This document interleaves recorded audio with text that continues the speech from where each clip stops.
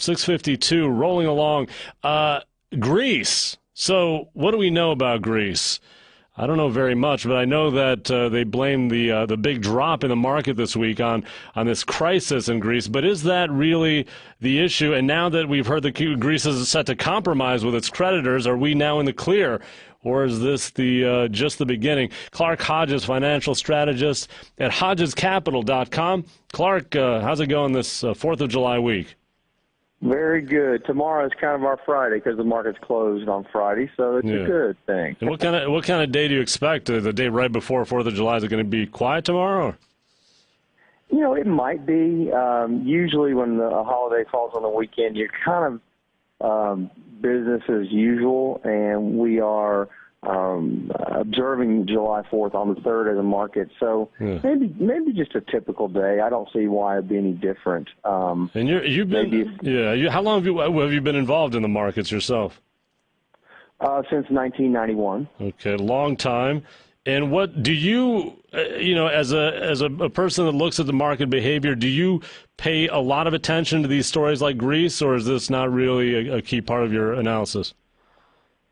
You know, really, it's not part of my analysis. At Hodges, we are a long-term investment shop. We do not look at headlines and make decisions and change our stripes or change our strategies. We totally look at fundamentals of businesses.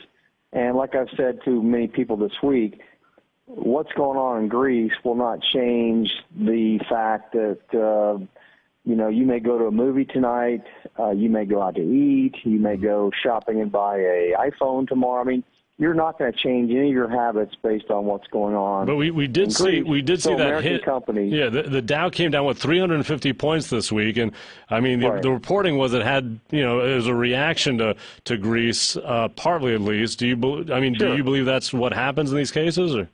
Oh yeah, I believe on a short-term 2 day thing, that headlines have an influence on the markets for sure.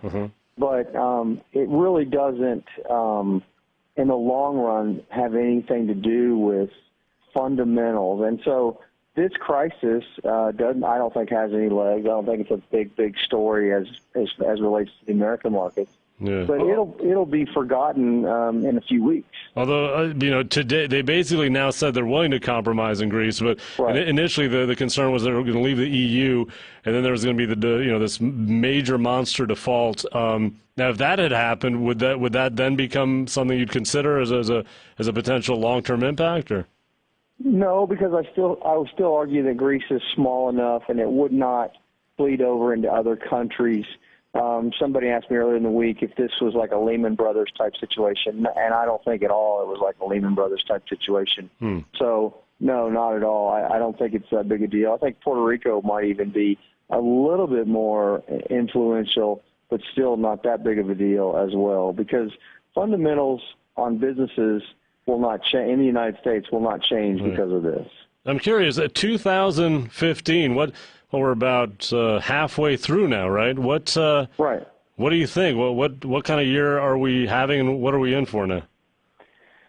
This, like 2013 and 14, this is really kind of a year where the markets basically do very little, and you really have to have a stock picker's mentality to find the right industries and find the right businesses.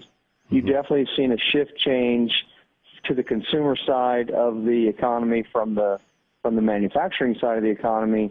And, of course, with oil prices coming down, that helps the consumer. So you really got to be nimble and be able to adjust and go to the areas that are, quote-unquote, hot. But for yourself, it's kind of a stock picker's market. You say the market is doing very little. What is this year like compared to the last 2 years, let's say? It's very similar to last year, but 2013 was a year where the overall market was up double digits, and it was really a bang type year. Every once in a while you have that year where the market's up 25 or 30%. Those are rare years. 2013, one of our funds was up 45%. One of the funds was up 57%. Just because the market was really moving. Flying markets. Last year, if you were up 5, 6, 7% last year, you did very well.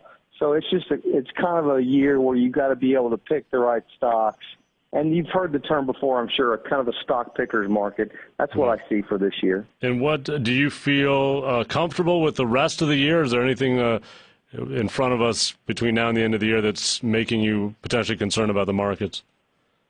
No, I look at the overall market. I look at the valuations. And I look at, for example, the portfolio price earnings multiple of, let's say, the Russell 2000, which is the small cap index.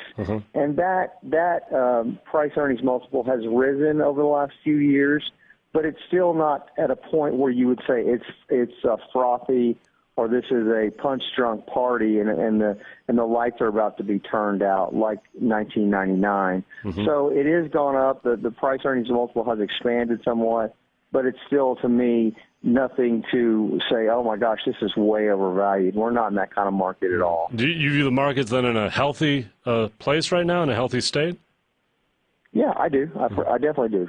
The only thing I say, and I think I've said this on the show before, is, so many computers do the trading on the majority of the trades during the day, and it's really not an investment as much as it's a computer program that's written to take advantage of a slight move in the market and trade millions of shares and maybe make an eighth or a 16th of a spread.